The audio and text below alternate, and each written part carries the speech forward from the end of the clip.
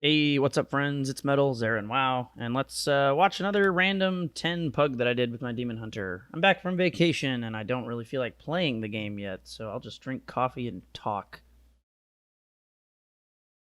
I'd have game sounds, but I was listening to a bunch of copyrighted music, and YouTube sucks, so enjoy the silence. So yeah, this is a 10 Necrotic Wake. This is the same pull pattern I do when I do high keys. I did that +2 with the same pattern, so it's a really good pattern for low groups. I'm going to rewind a little bit here because of all the items. So this group is all these guys are pretty low. The healer was pretty good. I think maybe it was the paladin did decent damage, and then like these two guys were pretty underperforming DPS wise. But because of the way Necrotic Wake works, you can just basically have one person who knows how to properly use the items, and you can carry like the whole key. So I'll start off and pull this beginning area. These guys in front, the guys on the right, and or sorry, the guy on the right. There's like one little caster over there. I'll get so him. There's a hammer here. I'll pick up in a second. This is just a big ass pull, and then you grab this pack, and then these guys here as well. So these, if you're on like bolster, the blight bags don't bolster. So it's not as scary as it looks if it was bolster week, which this isn't, but you know, just keep that in mind. But yeah, blow all your cooldowns here. If it's fortified week, a lot of times you want to blow lust, which we do. Druid goes ham too early, gets hit by something and dies. So as Demon Hunter, what's really nice here, which I'm probably going to do in a second, if I'm not already doing it right now. So you start off, you know, you can do a Listening Decree, blow meta, do Fell Dev, all that, but you've still got Silent Sigil and the Grip Chain, which is really nice for the two casters. And the big thing that every group needs to do in this poll, which I always try to mark, I missed one, but in my opinion, Corpse Harvester is priority 1 because they do Drain Fluids, which stuns whoever is hit by it, like for the entire duration, and does a shit ton of damage. And then the second priority is the Vanguard because he puts up Meat Shield, which just makes him take a shit ton of, well, it gives him a lot of Absorb Shield. And it's a physical absorb, so you can't purge it when he gets it on. So you have to interrupt it. And then the Corpse Harvesters are kind of annoying because since they only cast and one of their casts is non-interruptible, it can sometimes be difficult to position them, which is where like a Silent Sigil is nice because when he rolls around to that cast in his target time, so this guy's silenced, he's doing the uninterruptible cast, whatever. I guess he's just going to keep doing it actually. Yeah, never mind. I was thinking he'd move forward a little bit, but I guess I'm full of shit. No, I think I just timed it wrong because he's only doing Drain Fluids now. But I think if you silence them, they will come up. But you can also use Sigil Chains, which I'll probably use in a second here, as like an extra interrupt. So it would have been great to group these together. And what I should have done, what I think works better, it's just I didn't mention this to this group, and they clearly don't know anything about this strat, so it was kind of my bad. But you can line of sight over behind this guy, and then everyone will come to this one dude, including the other Corpse Harvester. So that would be more optimal. But at any rate, yeah, we're just going to do some damage now. And yeah, I finally kind of decided to do that now while the other one's still in La La Land, but he's almost dead. I think I actually die here because the group's DPS is pretty low. The Druid just keeps dying.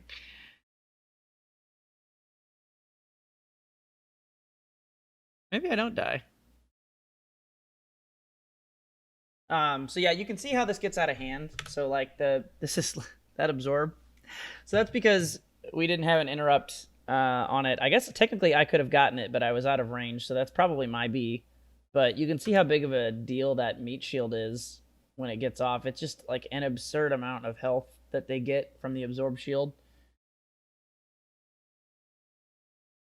And that's kind of what's frustrating about pulls like this is I feel like a lot of times people don't focus those 3 mobs. It's actually a pretty easy pull as long as everybody knows what they're doing, but it's one you definitely want to communicate to people when you do a PUG. Because if your DPS isn't great, which it's not in this group, you're going to struggle, and so they need to know what the priority targets are. So at some point I picked up the hammer, and then I'm going to get this spear. Oh, this dude bugs out. What the fuck? So then if you're Kyrian, you can also activate the Goliath, which I'll do in a second. But for this boss, I almost always use spear and hammer. You can save the spear and hammer and use it on the last boss. That's viable as well.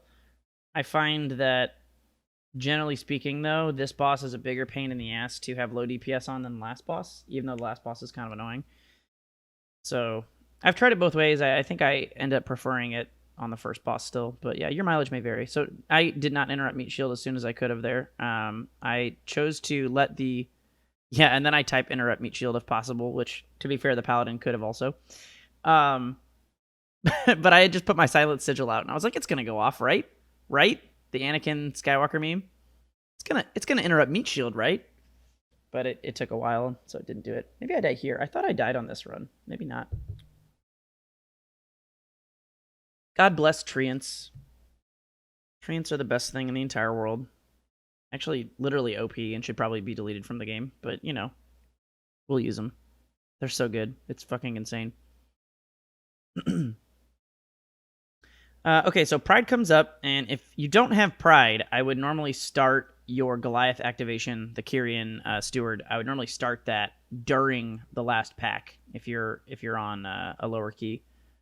But if you're on a 10, it kind of sucks because you have to move during the Pride, which is never fun. But you know, you can also pull the other pack up forward, I guess, but it doesn't always work out because of the stuns and stuff, and then you don't want to pull the meat shield kick away from melee. So it's kind of like pick your poison. You can move during Pride or you can move during the pack. I usually do it during Pride. So we activate the Goliath when Pride's at, like, I don't know, 30% or so. It's usually pretty good guesstimate. And then I always tell the group, pick up balls, stay in melee, because a lot of people don't know how these work. And it's called Anima Exhaust, the buff that you get, and it just does AoE damage around you, basically. And so it's really nice for this boss, because obviously you are going to hit the boss, but you will hit the adds that he summons and kill them faster. And if it's not bolster weak, which this isn't, I pull in adds with the boss, and that also helps kill those adds. And it's this 3-pack. So what sucks about this is the only hard part about this pull pattern, and it's only hard because Blizzard is bad at making video games. So you see how you can see now that there are 3 patchwork soldiers? If you look back at the beginning, and I hate that this goes back so far, but if you look back at the beginning before I actually aggro them, let's see if I can pause on time. No, they're not doing it. So they didn't do it that time, but sometimes this group, like, bugs and they stick together and they become like one. It looks like they're one mob and they have one nameplate, but there's actually 3. And it's confusing because there are 2 packs of patchwork soldiers. One has 2 and the other has 3. And you want the one with 3 to make the percentages work out. So a lot of the time, if they're just on the boss like that, you're good. But you just have to, like, kind of keep an eye out for it. And it sucks, but it's just like some buggy shit. So when you pull this dude, if this was Tyrannical Week, we would not have lusted on the first pack and we would be lusting on this boss. But because it's Fort Week, it's better to have lusted on the big pull. But when you pull this guy and you use the spear, like, the dumbest thing about spear, I have no idea why it works this way. Like, I literally don't know anything in WoW that works this way. But when you throw it, whoever you've targeted, the spear will hit everyone on the way to its target. It, like, pierces everything. And so ideally, you want to have the spear fly between you and these soldier adds, which I failed to do there. But if it did hit them... Oh, no, I probably hit this guy. Yeah, he got fucked up. So, but it would have done that amount of damage. Yeah, there you go, 120k. It would have done that amount of damage to all 3 of the adds. And so if you're clever and you, like, time the spear throw and the position of the adds and the boss correctly, you can hit all 3 of the adds and basically make them down to no health whatsoever. But at any rate, we've got the Anima Exhaust going here too, which is going to help take down the adds that I pulled in early, as well as the adds that the boss spawns.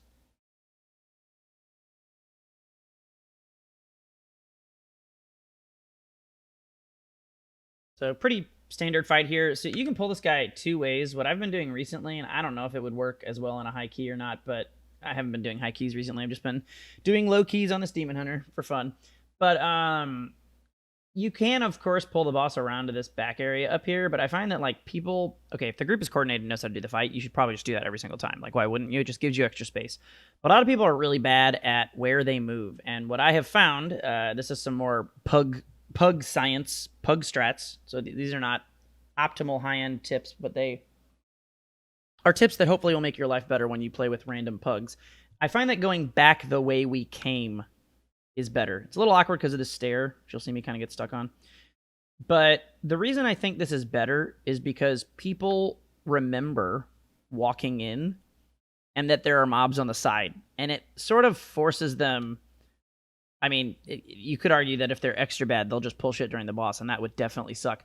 But I think it tends to force them to clean up their shit a little better, and it also gives dumb ranged players who don't stay in melee when I ask them to. It gives them more space behind, which they shouldn't need. They should stay in melee, but so that their orb does damage. But, you know, it's all good.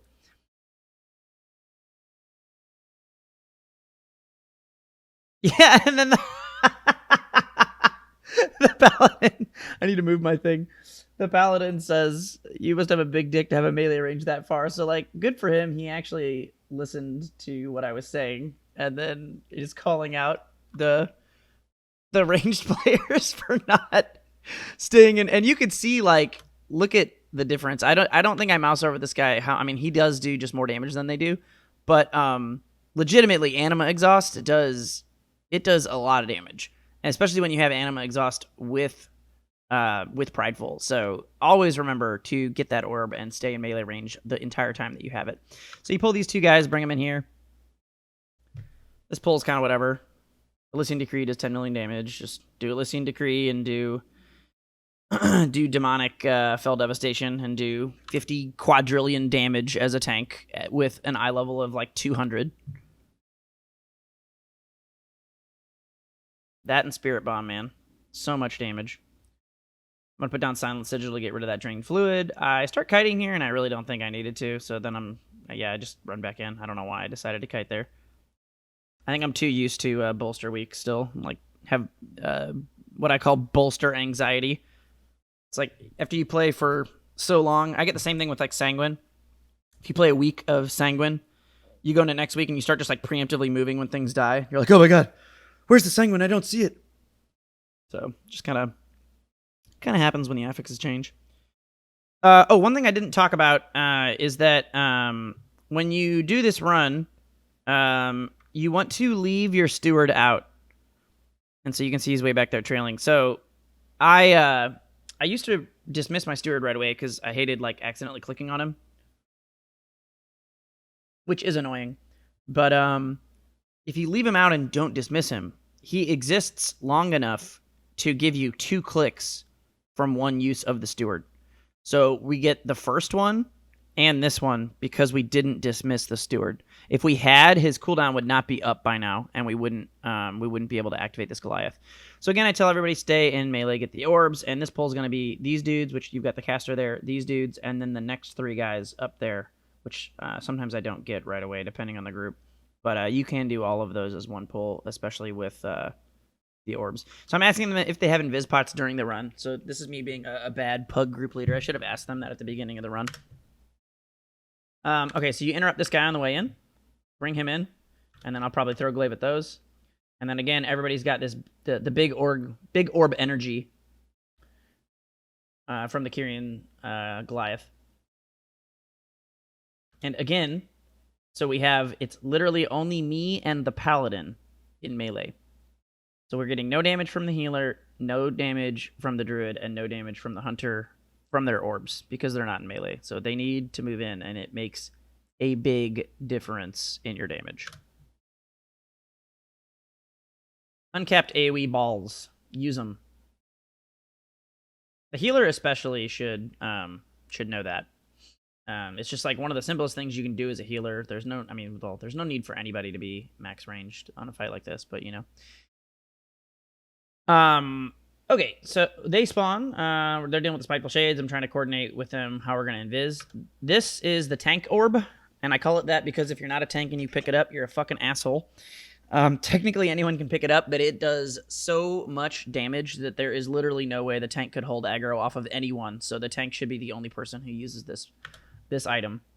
I've had groups where someone else takes it, and it's super frustrating.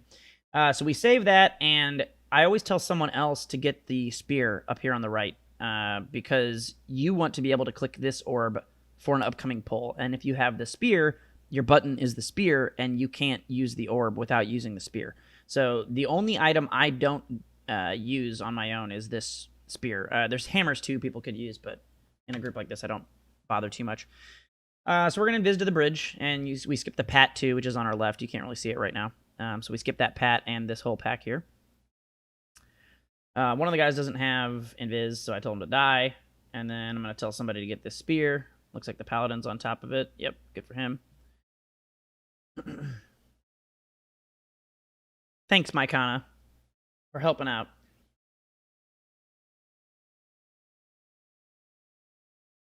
And so this is one of the reasons I like this particular pull pattern with regard to Prideful and where the skip is, because there are other patterns people use in this area, like where they kill that pat that we skipped, like not this guy, but you can see him in the back there. But the problem is then you get pride, and if somebody fucks up the invis, or even if they don't, you're just wasting pride time. Whereas if you do the pull this way, you don't get pride until you have completed the skip successfully, and in my opinion, that's nice. Also, it just works out better for percentages. So we kill these 2 guys to activate pride, and these are easy to keep even because you just use your damage on their big shield, and it kind of kills them automatically, which I also always make sure to say in low groups, because people in low keys don't always know about that mechanic. I did a lot of keys in Shadowlands before I realized that breaking that shield did a bunch of damage. So I always tell people that. That way this pull goes much more smoothly. What I was doing a second ago is, this is some Demon Hunter privilege. Okay, so Scream's going off, and we didn't coordinate who interrupts what, because holy shit, we have so many interrupts. Like, hopefully that works. I probably should have, but that's fine. So I'm like, okay, if someone doesn't get the interrupt, you can jump out of this purple circle, and it will not fear you. The fear has a range. So when I'm playing on my Paladin, I can do the same thing, but I have to like just start moving. And what kind of sucks about that is it repositions the mobs, and if they're not fearing at the same time, you can see this guy's doing Gruesome Cleave.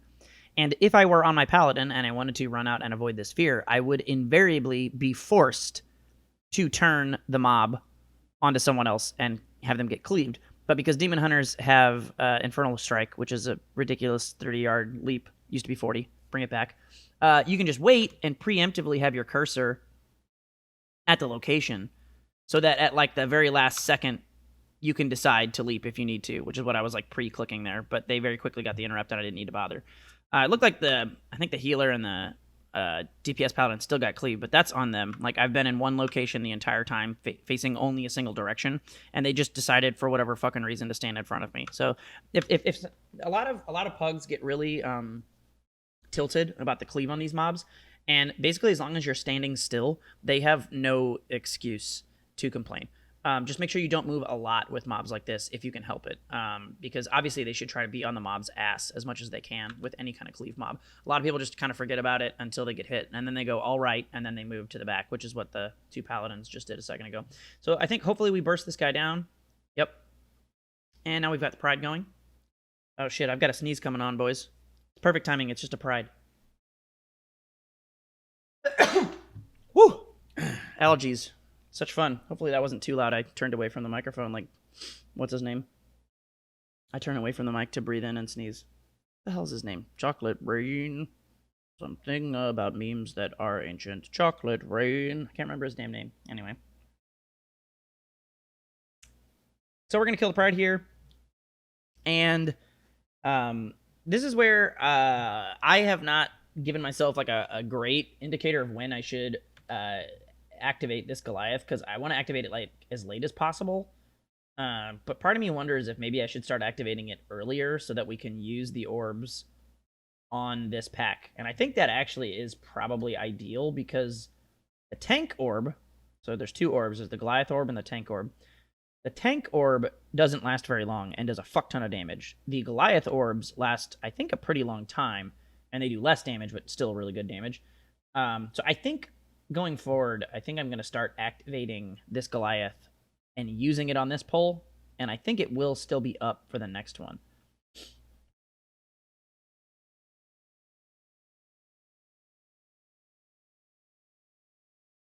Yeah, so I activate it at the end of this pull, basically, which means it should be ready by the time this guy dies.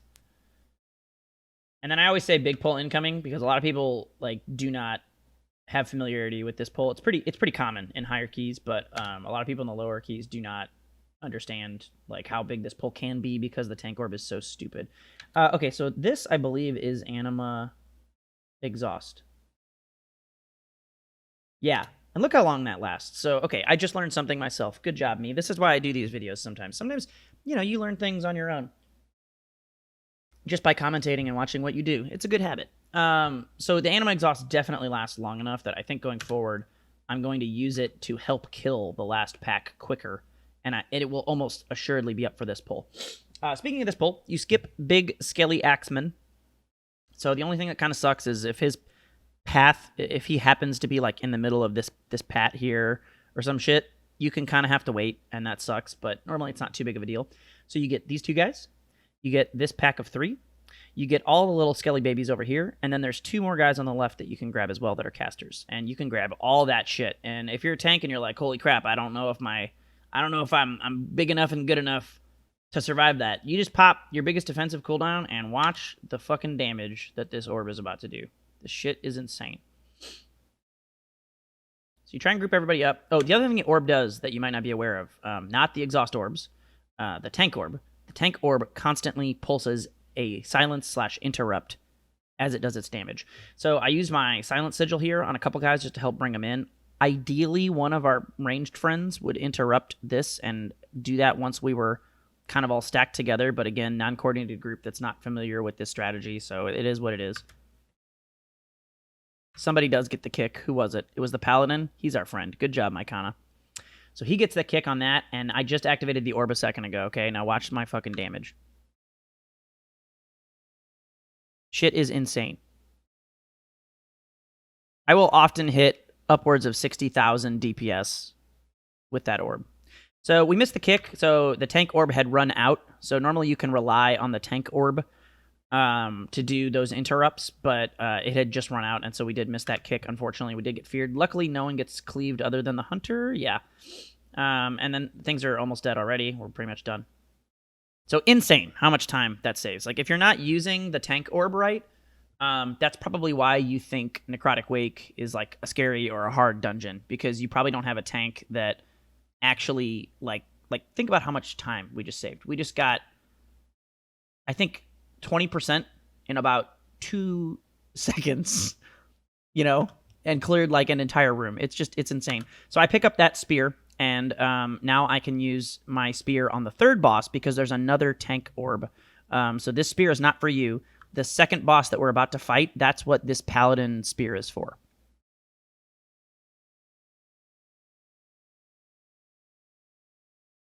So we kill these guys, and again, you have to worry about that pat of the skeleton guy. Sometimes he's over here, and that's really fucking annoying.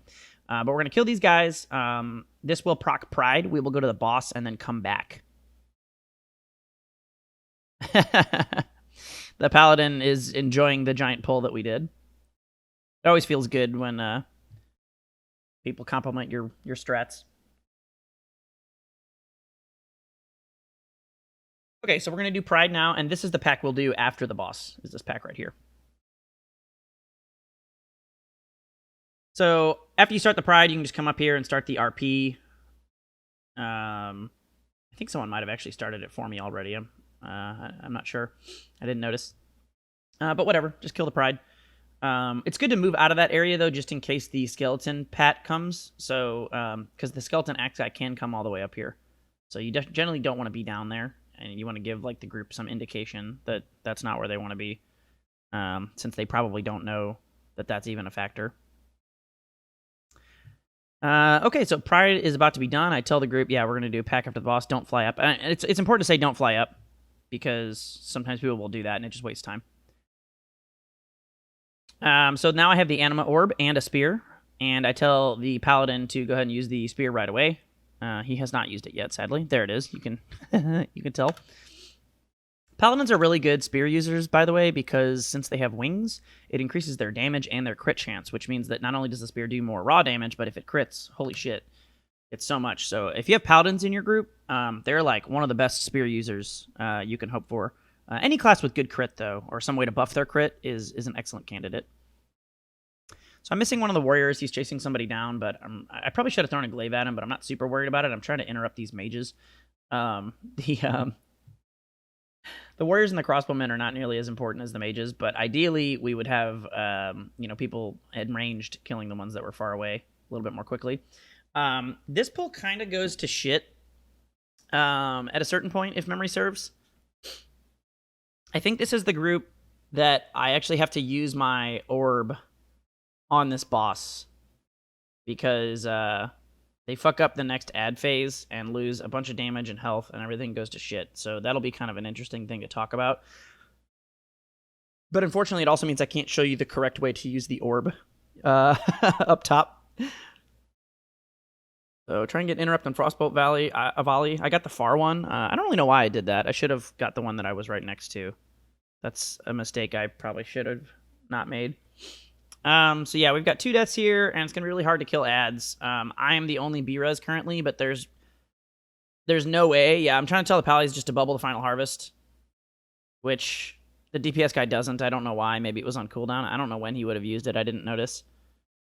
And now I'm just like, healer, just deal damage. Don't fucking heal me. Don't fucking heal me. I still have cheat death. Just deal fucking damage, bro.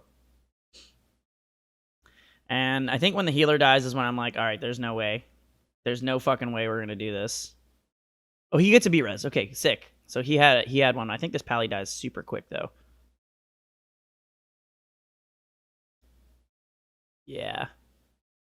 And so at this point, I'm like, basically what I'm doing right now is I'm looking at, okay, he has 50k HP, and there's a bunch of ads, and he's going to do Final Harvest. And I'm like, do I have enough single target damage to kill this boss by myself? Like, I'm basically like, please let me save this orb.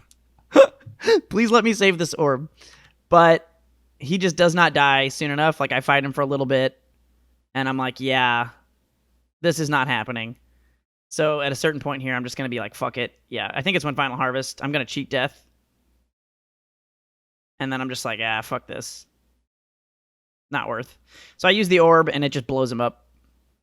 So that sucks, because I won't be able to use the orb up top, which I'll tell you what that pull would look like, and you can kind of figure it out based on the last big pull that I did. So now we're going to do... These guys are losing their minds. That's so funny. So now we're going to do a line of sight pull on the last pull. So I usually put markers right here to tell people where to line of sight, because if they don't, it gets really fucky. And this is another one where the pat can be super annoying. It's like one of the worst parts about this pull pattern is, like, hypothetically, if Skullboy is here, you just have to sit there and pick your ass, and it really fucking sucks. But normally that doesn't happen. So you can see he's getting close, and I'm just like, shit, I got to get in there and pull him really quick. So you pull him, and then everybody lines of sight. Line of sights, rather, and then they come around. And look at that caster, almost. Oh my god. Oh my god. Yeah, that sucks when that happens. I should have pulled with Silent Sigil. That was me being greedy. I wanted to save it till when we fought, but if I had pulled with Silent Sigil, they wouldn't have been able to cast it all. But, I mean, I got lucky, so it's fine. So then everybody comes around. The only part that sucks is because you have everyone line of sighting, and because you need to continue line of sighting this sorcerer, otherwise he will have line of sight and cast at you from the stairs. You need to come around this way. I guess I could hypothetically go over this way. Maybe that'd be better. But my point is, it gets a little fucky with the cleave from the Marauder. And so you need to just be aware of that. Once he's there, you can move away and go to a position that is less dangerous for the cleave. Or ideally, your group will reposition. Since they don't, though, I move. And then I move again because they move again. Okay, so Final Bargain is about to go off, and this is something that I think a lot of people maybe don't know how it works. It's actually not that bad when Final Bargain goes off. Bone Mend is way worse, because Bone Mend, well, it can heal them or it can heal anyone else, and it's just a straight heal. Final Bargain, you'll see, is actually going to put him to full. Oh, no, he got interrupted at the last second. Never mind. So I guess we won't see that. But it puts him to full, but they lose their own health really rapidly. So when Final Bargain goes off, there, it just did. It's really not that bad. You're going to see he dies super duper fast after that. See? And that's not because people are damaging him. That's just like how that works. So Final Bargain going off, I mean, it'd be better to just kill him. But if you don't have an interrupt, it's way better to interrupt everything else other than... and Final Bargain actually needs, I think, to be stunned. But yeah, if you can't prevent that cast, it's really not a very big deal.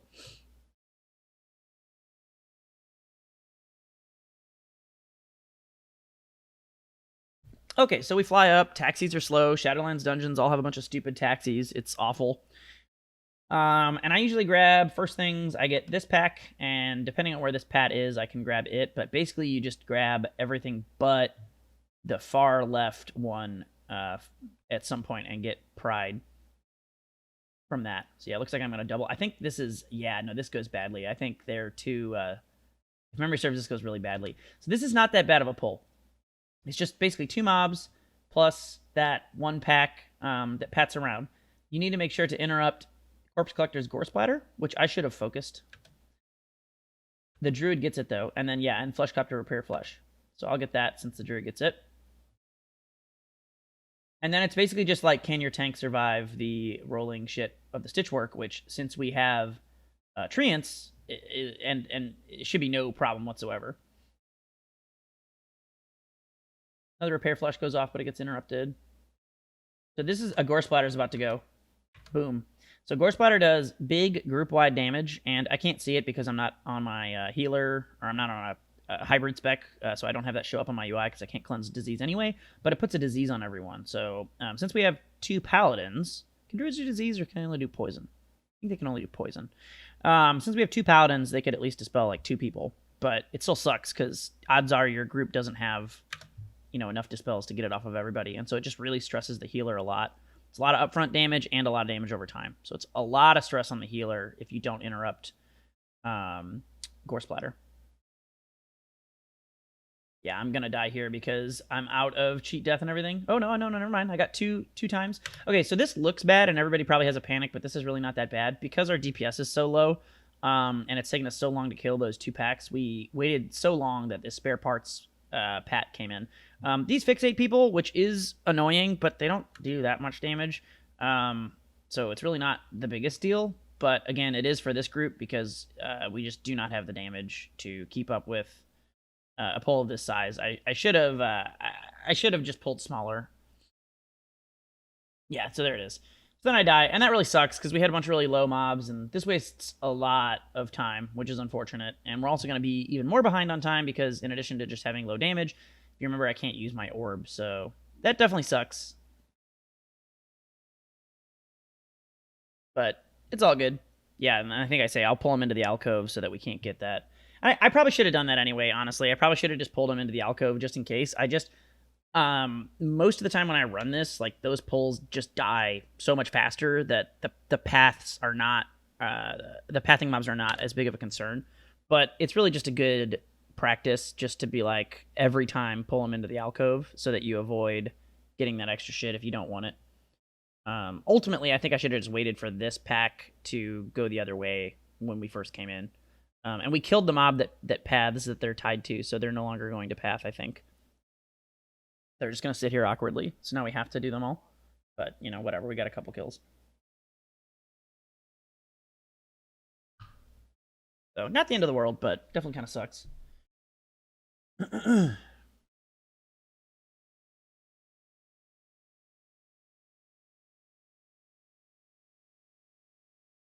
And, like, Demon Hunters do a lot of damage, and there's a lot of cheese damage from this dungeon. But I only get about half the cheese because of the aforementioned fail orb I had to use on the boss.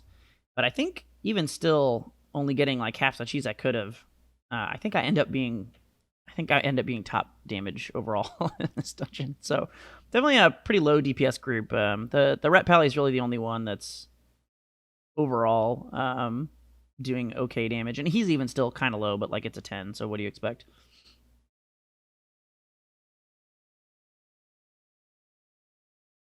Okay, so we finally get that pack done. Gonna kill some Spiteful Shades. Looks like I'll probably just pick up the spare parts here. Trying to DPS down these shades before I pull them. And I would normally do these spare parts with another pack. Like, I'd probably do them with the pack that's across the way. But, I don't know, after a wipe like that, and they're so far away, so I'm gonna just burst them and kill them. Yeah, you can see how fast those guys die. They have, like, no health whatsoever.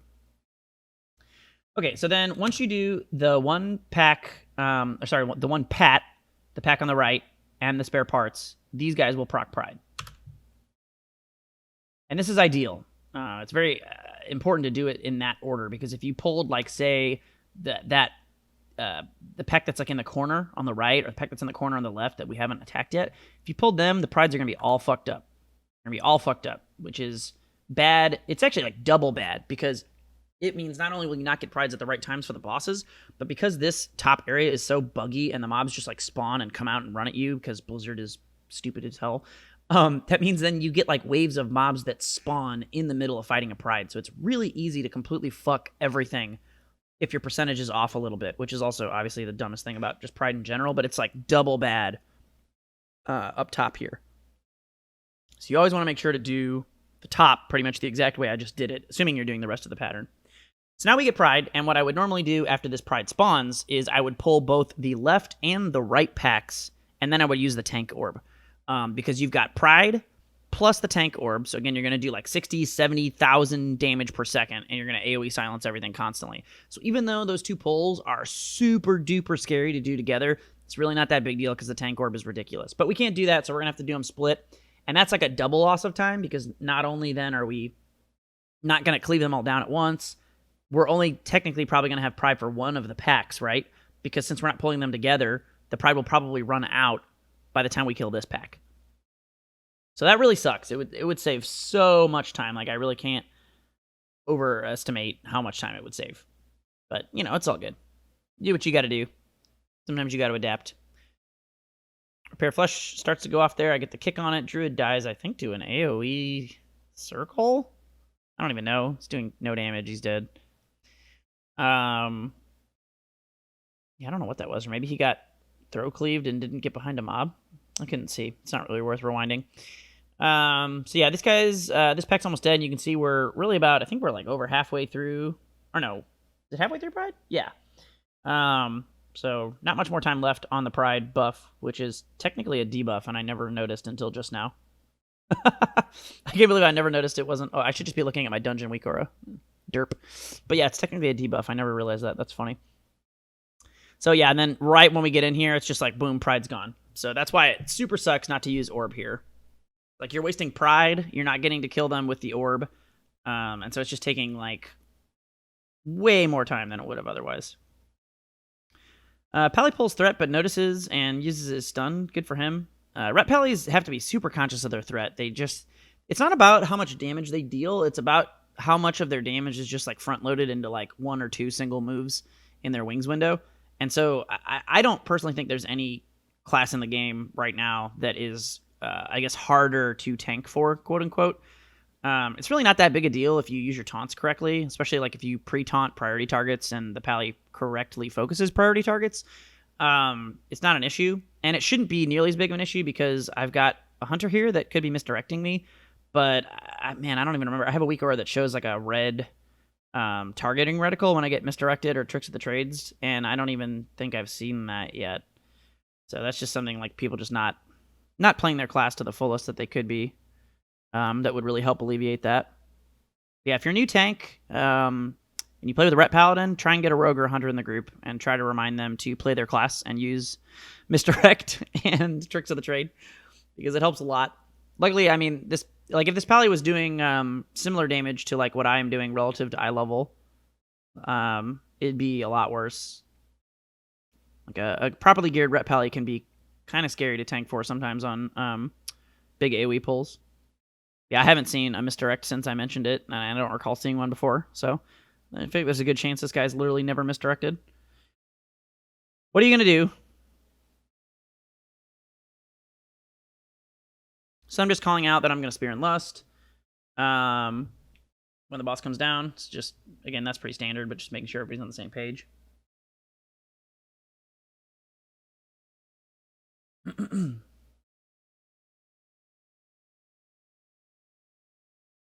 Man, these mobs have so much health, it's absurd. I really wish Blizzard would just delete Fortified and Tyrannical. I don't like either of them. Everybody's always like, Tyrannical's so bad. I actually, honestly, probably prefer Tyrannical over Fortified. Like, I know it's slower, but, like, I just mean, like, it just feels less stupid, but honestly, they both feel dumb. I wish they would just delete them and have the dungeon scale. So this is another example, like these mobs coming out, like they just did, where if the Pride percentages were fucked up, Pride will just spawn, and these mobs don't give a fuck. You could be 50 yards away on the other side of this map, and they just come out and run at you because reasons. And so you really, really want to make sure you do not get prides at the wrong time. Treants are indeed OP. I was tender and was no longer tender and did not have to kite because treants are OP.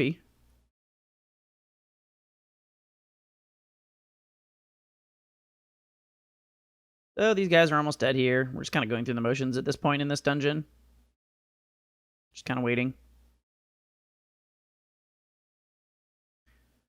Kite that guy so he doesn't tenderize me again. And that's this buff down here, which is also tracked on the dungeon week aura. So it's just stacks. So usually if you get like... If you're big dicking it, you can have like 3 stacks of tenderize, and it's probably not a problem. But if you're doing content that's relevant to your gear level and all of that, you probably want to think about kiting around 2 if you don't have cooldowns. If you do have cooldowns, you can maybe use those to carry you through. But more than 3 stacks of tenderize, if the content is relevant to you, if the key level is relevant to you, is pretty scary. So this guy doesn't do any tenderize. He just does AoE damage. Little known fact, this puddle of AoE obviously does constant damage, but what less people know is that his corpse just radiates damage after he dies. Because again, Blizzard is cool. I don't know. I feel like that can't be intentional. But when you kill him, he doesn't stop being a fart bag. He is still a fart bag when he is dead. And so when you spawn this prideful, you want to make sure to not be near his corpse, because you will continue taking AoE damage. So it's not very far. Like, I'm out of it over here. But if I was on the other side of this pride, I'd probably still be taking damage. And so a lot of times if there's melee groups, I will pull them even farther away than I currently am. Just because people don't necessarily know that, and they make it a lot harder on the healer where they take that AoE. But everybody's on the same side as me, and so it's fine. But yeah, if you're kind of like within this range of the dude, you will take that damage. So Prideful's almost dead. And we're going to start the boss's first ad now.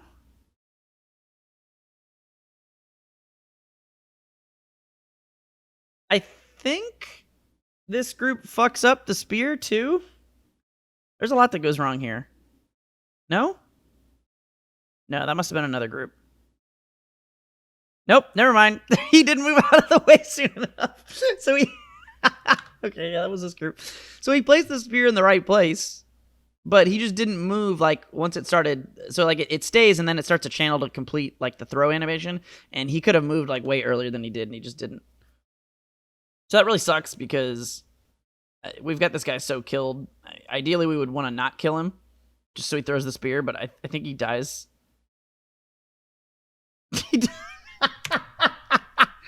So he dies from, like, dots or whatever, or maybe people just still attacking because they don't know any better. Literally, like, the millisecond he would have completed the cast. So now we have to kill an entirely different mob. Yeah, that was hella F. So I think he fucks up again.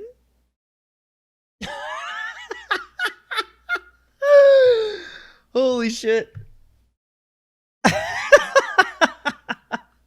So this is like everything is going as badly as it could possibly go, because these guys are just fucking this mechanic up so hard. So 4th time is a charm. He gets, I think, finally gets it. We have another ad, which I should have taunted sooner than I do, but I'm focused on the spear. I should have taunted this guy like 10 years ago. So I should have taunted first and then got the spear. So then I get the spear, I blow lust. Hopefully we still have cooldowns and we start dealing some damage. But holy fucking shit, that was just the worst it could have possibly gone. So paladins can bop themselves or bop anyone else when morbid fixation goes off, and you can just ignore this mechanic. If he morbid fixates a ranged DPS, I don't usually waste it because they're fine. They can just run around and do whatever they want most of the time. Well, some of them more so than others, like Hunter, who cares? But on any paladin or the healer, I will always bop them when I'm on my paladin. Or any melee, excuse me, or the healer. And so I don't think either of our paladins did bop. Oh man, that was like borderline. It almost didn't get him. Luckily it did. Yeah, it did. And so despite all the aforementioned failure, yeah, like that made up for the rest.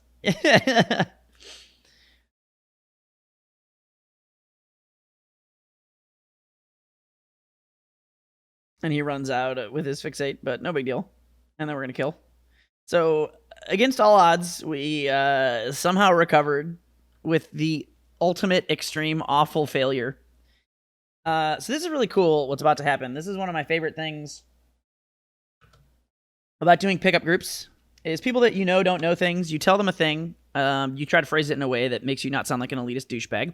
And they actually hear it and do it. So I'm going to say, hey, pallies, check the boss's target and put freedom on them just before he does frozen binds. So, and this is how I do it on my paladin. So basically I look at, so you can see here I have the boss targeted, right? And then I can see who the boss's target is. And so basically he'll always target me with Ice Shard. And he'll always target whoever goes down for the other thing. Just the one time, and it's a way longer channel. So you basically just see frozen binds, and then you click that person, because that's who he's targeting, and you press freedom before this finishes. And I am honestly shocked and so proud of both of these paladins. I don't know if it was primarily one of them or both. I don't know. But they did it every single time. Look at them. And he says you assume that I'm smart as he has freedom. Good for them. So yeah, that's something you can do. And then I'm like, hey, you did it because I'm a nice person. Oh, it was the healer. Okay, the healer got it. Good for him.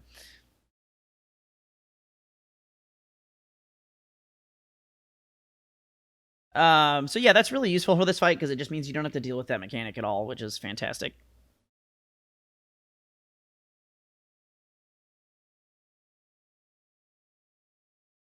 So I'm just doing some cheerleading because everything went horribly a second ago. And this is better. Okay, so I do Fell Dev, and that's actually something I haven't tanked this dungeon enough on my Demon Hunter to have thought about that. But Fell Devastation, the barfy burp breath move, that also turns you into meta if you have the demonic talent, which is what I was just using. Since it's a channel, and as far as I know, you can't interrupt it. I think I was trying to move, and it just wouldn't let me. Maybe I could have hit escape. Probably could have hit escape. Yeah, I think I could have hit escape. It just won't cancel on movement. So that's what I should have done. But at any rate, because it's a channel, if you cast that during Comet Storm, you just tank them in your face or cancel it, I guess, which I didn't. So just bear that in mind when you're playing a Demon Hunter in this fight. That's something I actually hadn't thought of because there is no channeling move on my Paladin. So that's just never something I think about. And this fight just takes like 10 million years. I don't know. There's not really much to say. If you're doing the item strat most optimally, I think a lot of groups enjoy saving hammer, the hammer item that you find for this boss, so that they can break his shield more easily. It's kind of like everybody, whenever he does his shield, everybody like rotates using the hammer items. But that's pretty hard, I've found, to explain to pugs, and it's also just confusing because of the way the items work, where you you can only use the latest item that you picked up, and so then people end up getting confused because they don't really understand that. So they'll pick up a hammer and then they'll pick up something else, and then they can't use the hammer at the time that they thought they could, or vice versa. If and so it's more like maybe they pick up a spear, then they pick up a hammer, but then they've got the hammer for another boss, and you want them to use the spear. You can kind of see where I'm going. It just gets kind of confusing. It's not that bad if you know what to do, but I don't usually bother with it in pugs because it's just really hard to explain, whereas the rest of the items are easy. So I leap over and B-res this dude with my engineering B-res, no big deal. And then we do get, one of the frozen binds goes off because shit's kind of fucky.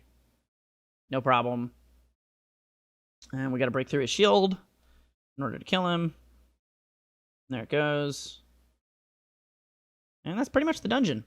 So this turned out way shittier at the end. So the two things, like I think we ended up having, it looked like it was 2 or 3 minutes left on the timer. We probably could have almost plus 2'd this key, even with this group's, look at the damage in this. Oh my God. The overall damage. Oh, that's so painful.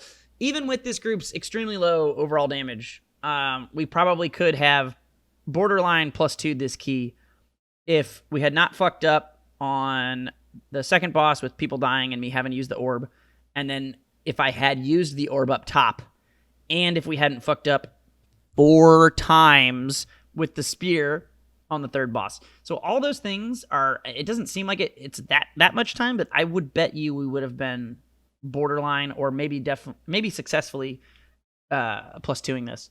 But at any rate, that's a commentary on another key with pugs and alts. I hope you guys enjoyed it. I will catch you guys next time. See ya.